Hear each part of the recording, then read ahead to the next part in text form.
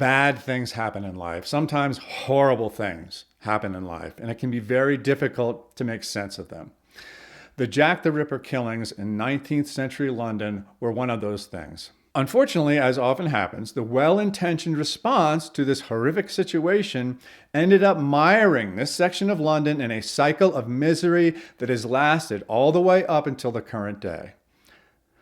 Some of you may remember that we spent a month in London not too long ago, and we did all the usual touristy stuff in London, London Bridge, which we come to find out is actually just a bridge, really not worth the trip, but London is great. Anyway, London's a great city. We had a great time. We did some stuff for the kids, went to the Harry Potter tour. That was fun, even for me. And we did a bunch of stuff that examined the history of the Jack the Ripper killings. The section of London where these killings occurred is called Whitechapel. It's a very short walk from some of the nicest hotels and richest neighborhoods in the city. But Whitechapel is still a slum, even to this day.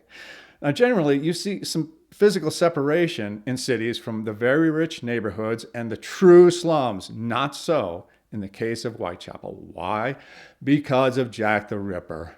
Even before the killings, this neighborhood was a prime candidate to be targeted by the government welfare state and therefore cemented into poverty forever. It was a very poor neighborhood with lots of immigrants who were living a subsistence lifestyle before, in many cases, gaining a foothold in their new country and moving on to better things. Without old Jack, Whitechapel probably would have continued through the normal cycle of poverty that eventually moved on to the middle class and then, in this section of town, a thriving neighborhood.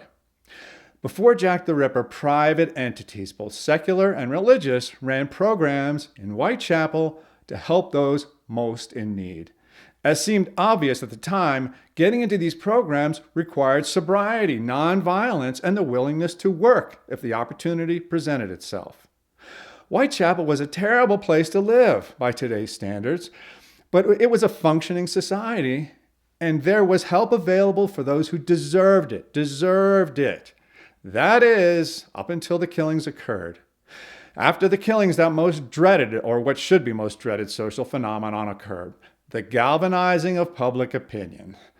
Beyond the very obvious and necessary efforts to catch the killer and stop him, the murders brought international public attention to the living conditions in Whitechapel and the dreaded calls to, quote, do something.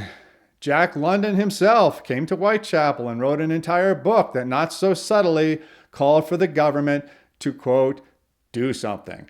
Did they ever? Within a few years, the private efforts to help the downtrodden in Whitechapel, importantly in ways that required discipline and improvement in order to get the assistance, were effectively wiped away by more of a classic government welfare system, which required no discipline, no improvement, and resulted in, predictably, no improvement.